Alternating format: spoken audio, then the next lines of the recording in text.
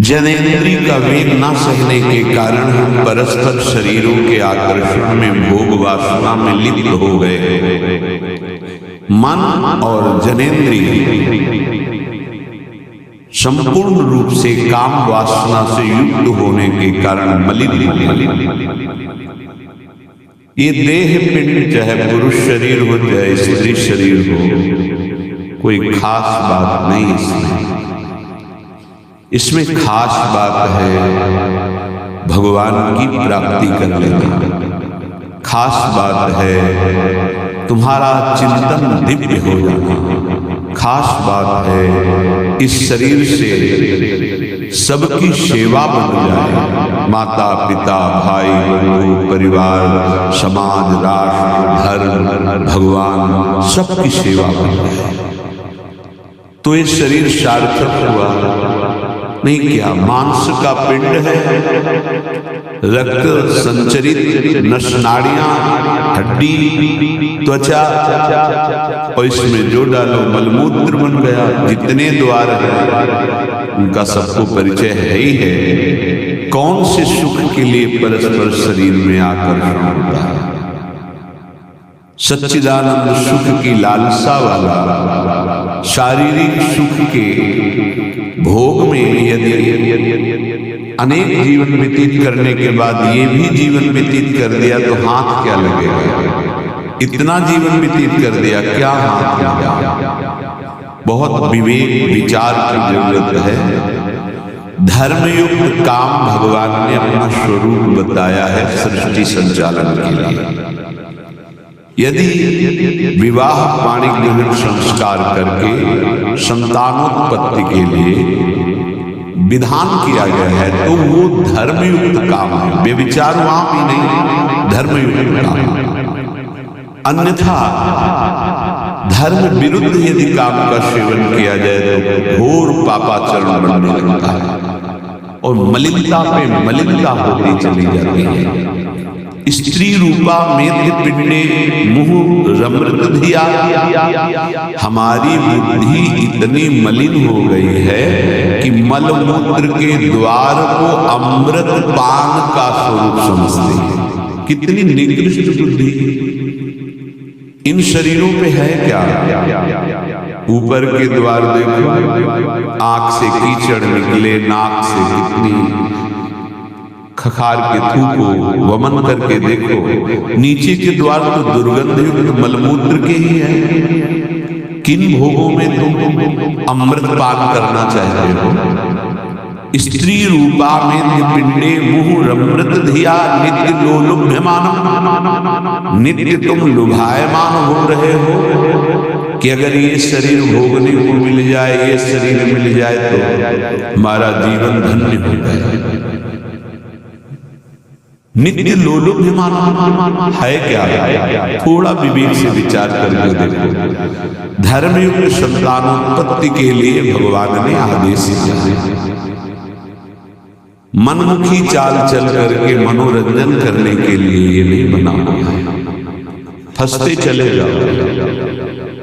अमृत की लालसा से मृत होते चले जाओगे। तुम्हारे विचार मृत, तुम्हारे आचरण मृत, तुम्हारा शरीर मृत, तुम्हारी चेष्टा मृत, क्योंकि मृत लोक में इसका नाम मृत्यु लोक है और खोज रहे हो अमृत। चक्षुर्नो क्षुद्र जीवैरपि विहितो। ये नेत्र मिथ्या रूप में लुभायमान हो रहे हैं। चमड़ी ऊपर से गोरी पीली जैसी, उसी में हम आसक्त हो रहे हैं। इतने आसक्त हो रहे हैं। परसों एक नौयुवक भाई प्रश्न एकांतिक में कह रहे जिया नहीं जा रहा। हमको हमारी मित्र ने धोखा दे दिया और हालत भी ऐसी थी कि करुणा लग रही थी कि कृपा करें प्रभु और इनकी बुद्धि को इस दलदल से निकालें। वो जीवन से हारा हुआ व्यक्ति बैठा हुआ है।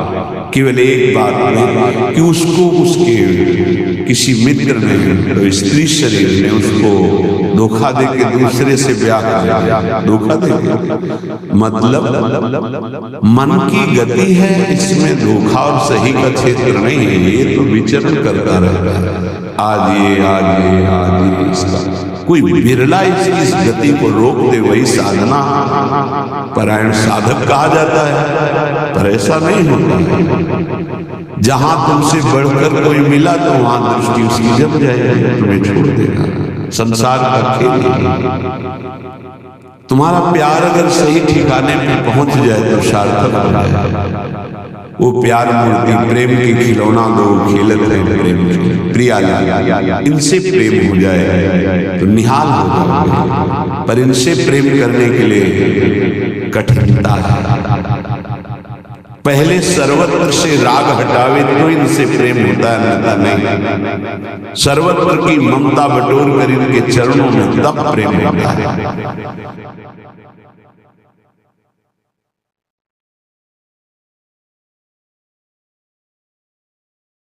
करके हम आकर्षित हो रहे हैं। ये चमड़ी ज्यादा दिन नहीं टिकेगी, जिसकी तुम देख रहे हो उसकी और तुम्हारी भी ये नष्ट होने वाली है। इन्हीं को शासन में साधक रखा है। नेत्रेंद्रिय हम जहां चाहें वहीं जाएगी, अन्यथा नहीं जाएगी। अभ्यास कीजिए नाम जप के द्वारा। ऐसे थोड़ी कि बात कर रहे हो किसी संत से भगवत चर्चा और तुम्हारी दृष्टि जा रही बार बार, और इतनी हिम्मत तुम्हारी कि भगवत भाव के वातावरण में तुम्हारी अशुद्ध वृत्ति उधर देखने की कोशिश कर रही। क्या देख रहे हो? चुप एकदम शांत। चक्षुर्न क्षुद्र जीवैरपि विहित मृषा मानना अत्यंत मग्नाः। ये क्षुद्र जीव समझ नहीं पा रहे कि नेत्र किसके लिए मिले। ये नेत्र मिले भगवत साक्षात्कार के। ये विचार करो 5 मिनट आंख बंद करके, अगर ऐसे ही तुम्हारी आंखें छीन ली जाएं तो सोचो कैसा तुम्हारा जीवन होगा। जिन आंखों से तुम गंदी बातें कर रहे हो, गंदी बातें देख रहे हो, यही आंखें भगवान छीन लेते तुम्हारी, तो क्या तुम्हारा जीवन होगा। आज तुम्हें भगवान ने आंख दी है, तुम इससे धर्म का दर्शन करो, सब में भगवत दर्शन करो, श्री विग्रह के दर्शन करो, संत दर्शन करो, नेत्र पावन करो। नेत्रों को दूषित कर लिया हमारी वाक इंद्रिय।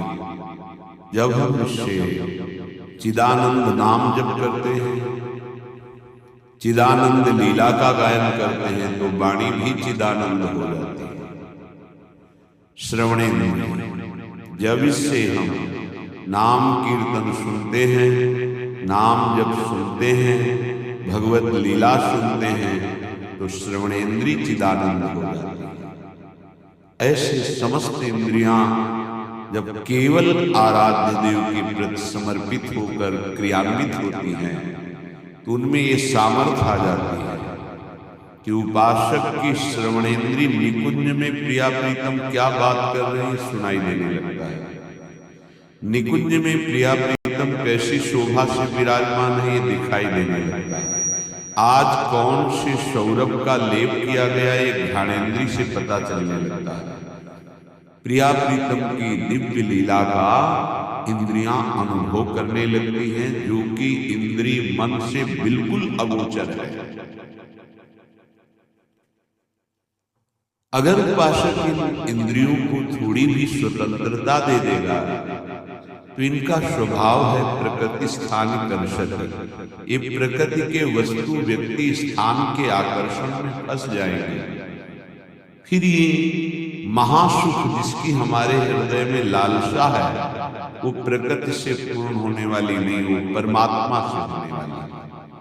जब हमारी इंद्रियां प्रकृति की तरफ जाती है तो मलिन हो जाती है, और मिथ्या देह सम्मान को तुमने सुख मान लिया। 4 लोग नमस्कार किए तो तुम अपने को श्रेष्ठ समझ ले। किंचन मात्र भी कोई श्रेष्ठ नहीं है। ये पंचभूत शरीर सबके उसी सामग्री से बने हुए हैं। अंदर जो जीव अंश है भगवान का बिल्कुल बराबर है। अब जो सम्मान और अपमान होता है गुण और अवगुण का होता है, और गुण और अवगुण दोनों मायाकृत है। सुनो तात मायाकृत गुण और दोष